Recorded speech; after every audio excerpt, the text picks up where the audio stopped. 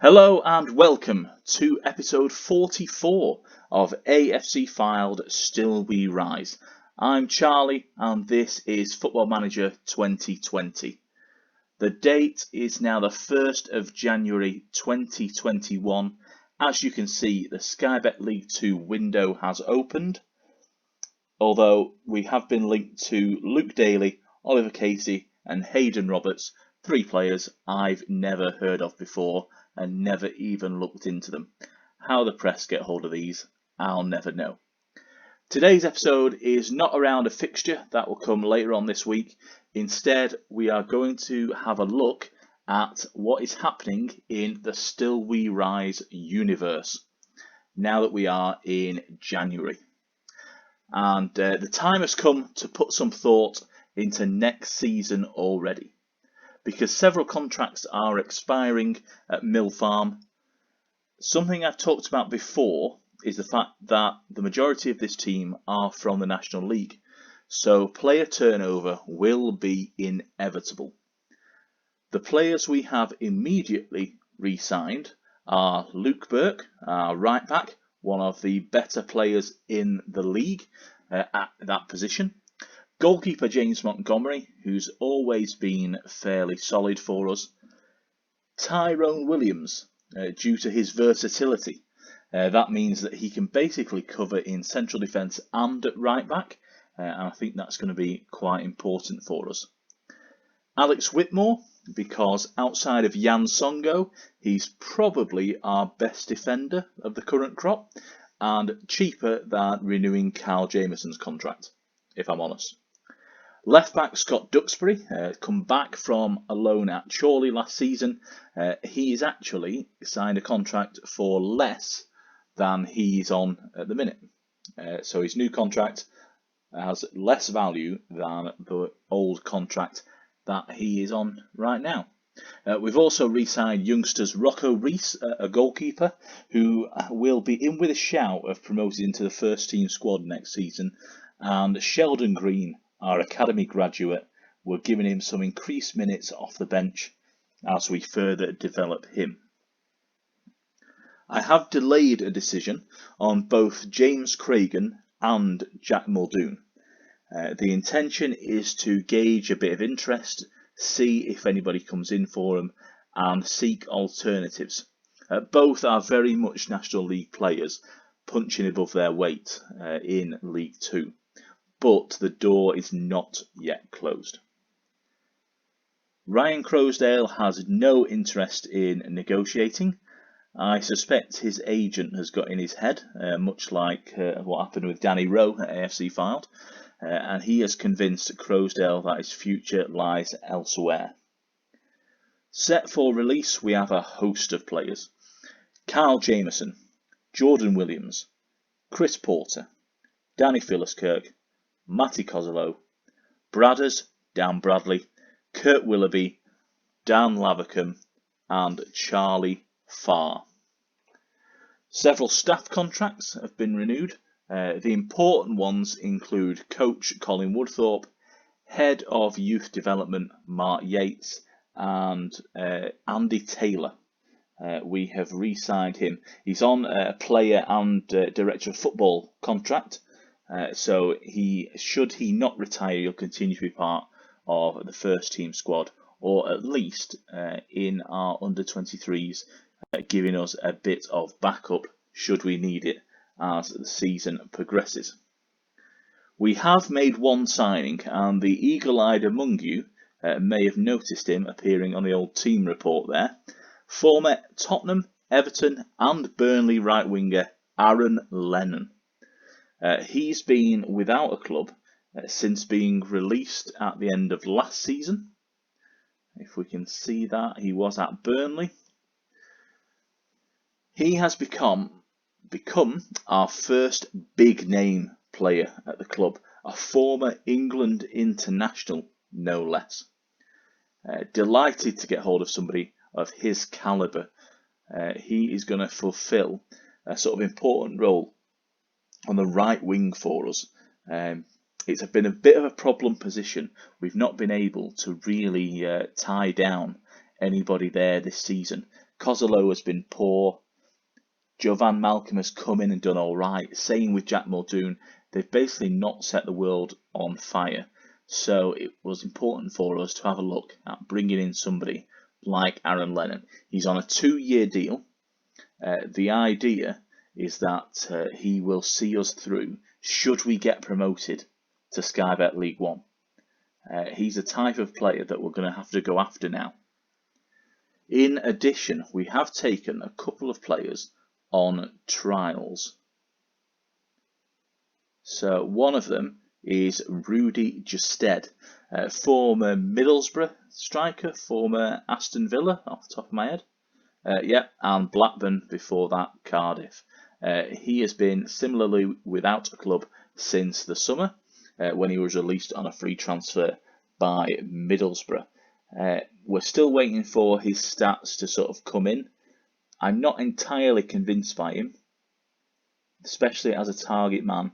Although with letting Chris Porter go, we are going to need additional bodies up front, along with, obviously with Danny Philliskirk leaving as well. That's another option. So hopefully over the next couple of weeks, these stats get narrowed down. Our coaches take a proper look at him. He's still playing international football this season. So he's played 7 games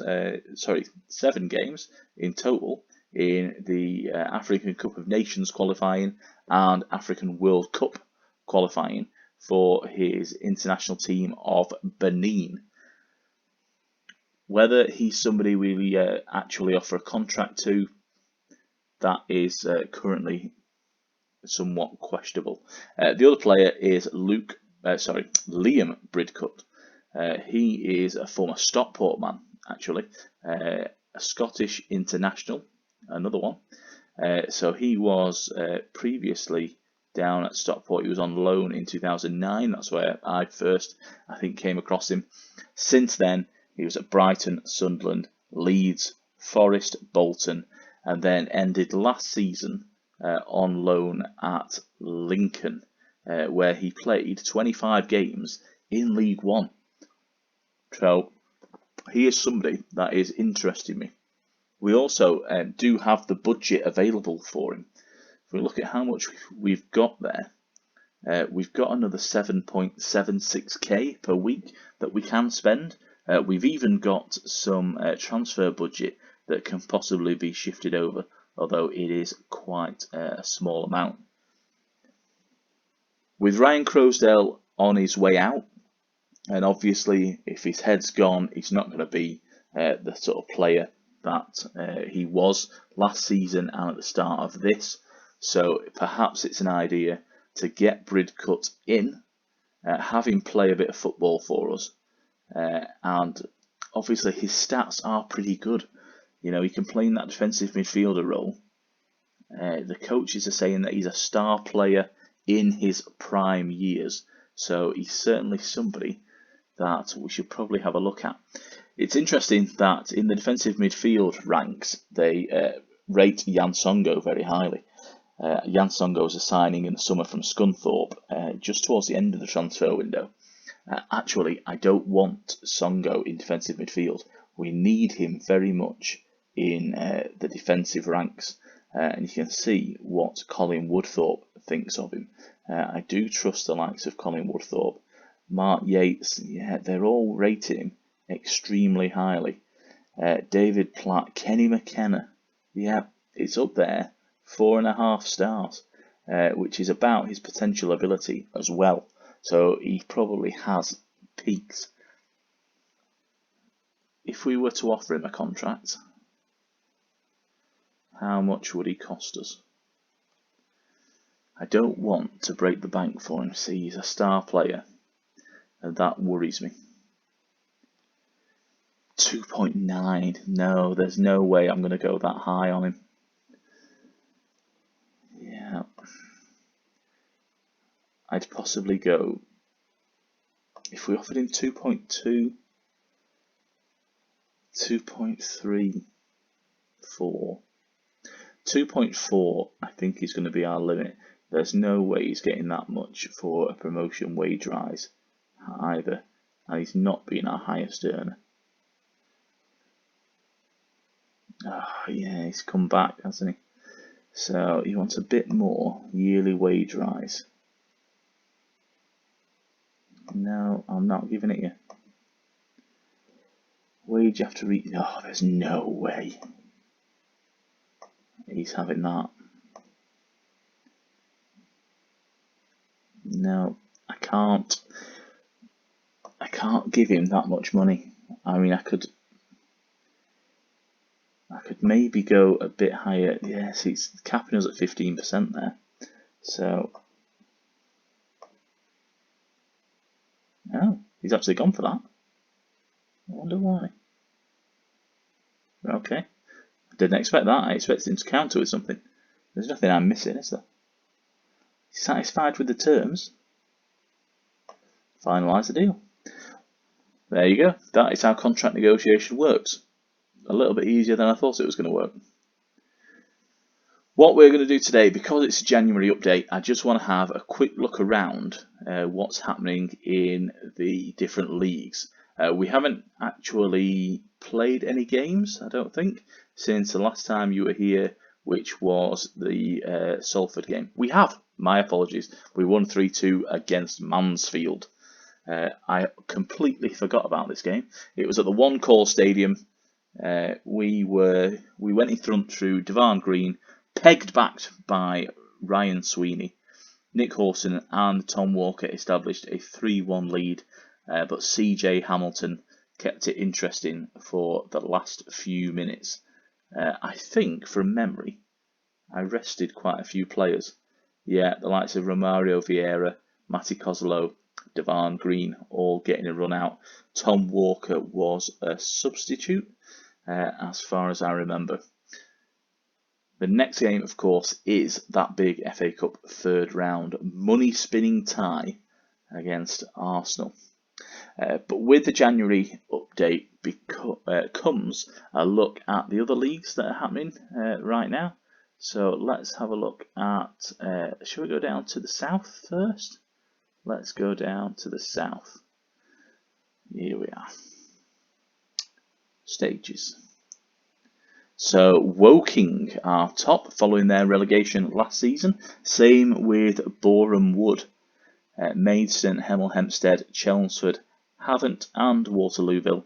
Then Billericay. They've got quite a nice little buffer, a cushion from the top 7 to Dulwich Hamlet, as there's 7 points in it there, and Billericay do have a game in hand as well. Down at the bottom of the table, Dorking, a really good club, really well run, do a lot of work on social media, getting their name out there. They're just down there narrowly because the likes of Willesden, Welling, Bath, even East Thurrock and Hendon, they're not out of reach completely. That looks quite an interesting league, actually. National League South, a league that I have never managed in, I can tell you. National League North, here we go. Southport again up there. They're quite a way back on FC Halifax, who are doing really well. But Southport were there last season as well. They had a really good run. Great to see, of course, South Shields there in 15th. So they have got their promotion last year and are rubbing shoulders with the likes of Curtin, Ashton, Kings Lynn, Chester, all those teams. Blythe down there in 21st.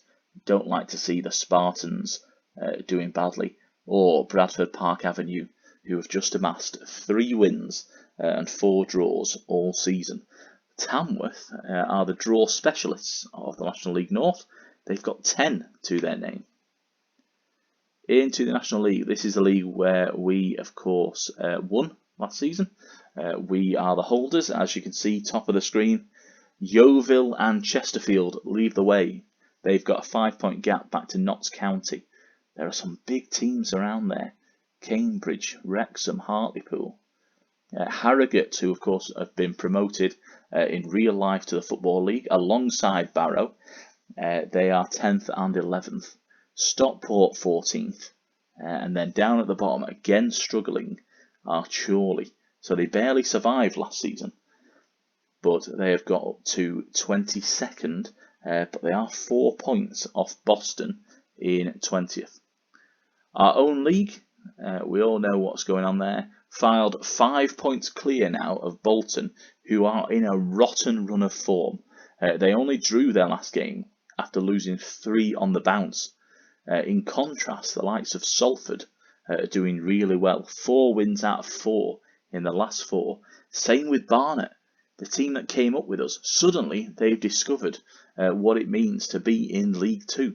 They've won 4 of their last 5. If we look at the form table, we are actually not that close to the top.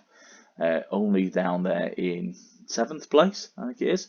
Barnet and Salford, as discussed, leading the charge. Northampton, Walsall and Southend, teams around the playoffs, doing well. But just look at Bolton down there. You see the green strip. They are currently in a promotion place, but not doing as well as one would expect. In fact, shall we just see their last result? It was a 2-2, a Desmond with Leyton Orient. That's not what you want, really. Leyton Orient up in 7th and doing quite well. So a bit of a tough run for Bolton. I wonder who they've got next. Plymouth at home, Southend and Macclesfield. So Southend and Macclesfield shouldn't be too problematic, but you never know with Plymouth. Actually, Southend are 6th. Yeah, it's not great for the team from the University of Bolton Stadium at the minute. Into League 1, Barnsley, Wigan are occupying the automatic promotion places. No strangers, of course, to the Championship. MK Dons, Portsmouth, Charlton and Gillingham currently occupying the playoff positions. Down at the foot of the table and sort of cast adrift, really. 11 points behind Ipswich in 20th. We've got Wycombe. I think that is sort of the nail in their coffin. Can't see them getting out of trouble, if we're honest. The Championship, the most competitive league in world football. We've got West Brom. So obviously in real life, West Brom back up there into the Premier League. And then we've got Swansea, Sheffield United, Derby, Norwich and Bristol City occupying the top 4 positions. Middlesbrough down at the bottom along with Luton and Hull. It's the usual suspects. Local teams, Blackburn, they're in 12th. Preston are 16th. That is unfortunate. Into the Premier League, and the holders are Liverpool, as they are in real life, who we have an affiliate deal with. But Manchester City have stole a march in the 2021 season. They occupy top spot with 4 points, the cushion to the men from Anfield. Top 6 is the traditional top 6 with City, Liverpool, Manchester United, Chelsea, Tottenham and Arsenal bringing up the rear of the top 6. Leicester, Wolves, teams that you would expect to be in and around the Europa League places. Leicester is some really good form. 4 wins out of 5, and the other one is a draw. At the foot of the table, you are about to say goodbye from the Premier League to Fulham. 15 points. They are actually not that far, so only 3 points shy of the likes of Brighton in 17th. Also in trouble, we have Aston Villa and Watford. Leeds United, who of course were promoted up into the Premier League, are 14th. And Huddersfield must have gone up last season. They are currently 16th. We will just have a quick look while we're here at the other leagues that we've got loaded. We haven't got a great many on, to be honest. In Ladbrokes League 2, we're up into Scotland now. Edinburgh City are the team looking for promotion. Brechin, I think it is.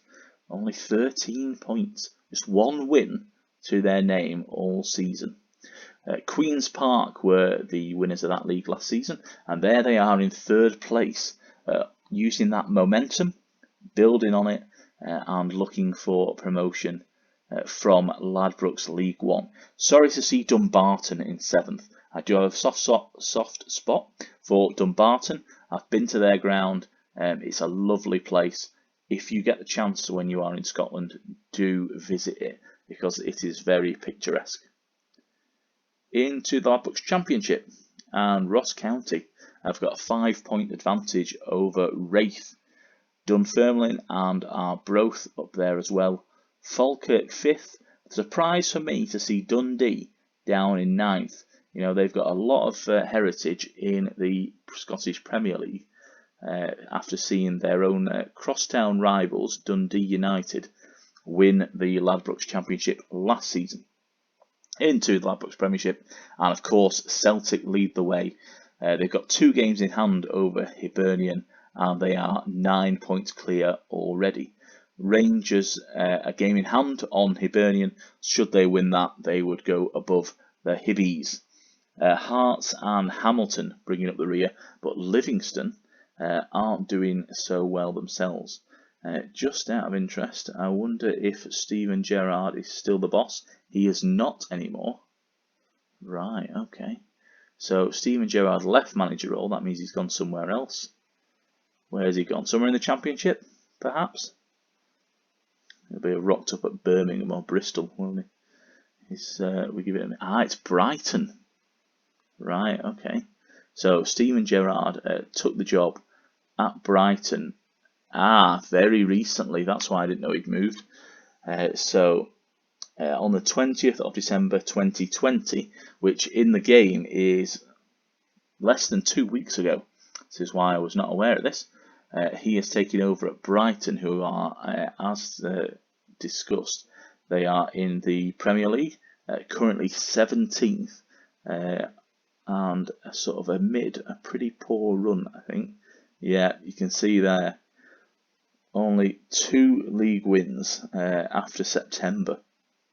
So it's not gone well for them. But they've got some winnable ones to come. Fulham, Southampton, Newcastle and Huddersfield. Get points out of those. They don't have to worry about those games against Liverpool or Manchester City. I think Steven Gerrard turning up at Anfield leading Brighton would be a very interesting prospect that we'd all like to see. In terms of jobs that are available, there's always a load, we know this. Especially now that things have started to take shape this season, as we've hit January. There we are, plenty to go at. Watford, West Ham, Norwich, Nottingham Forest, those are big clubs. The likes of Dundee, even Hartlepool's on there. So Hartlepool is where Dave Challoner was, former FYLDE boss, of course. So I'm suspecting Dave Challoner was sacked, of course he was, so he's currently unemployed. Jim Bentley was the favourite for the Morecambe job, and he has taken it again. So he returned to Morecambe from Hartlepool today, actually, in the game. Amazing.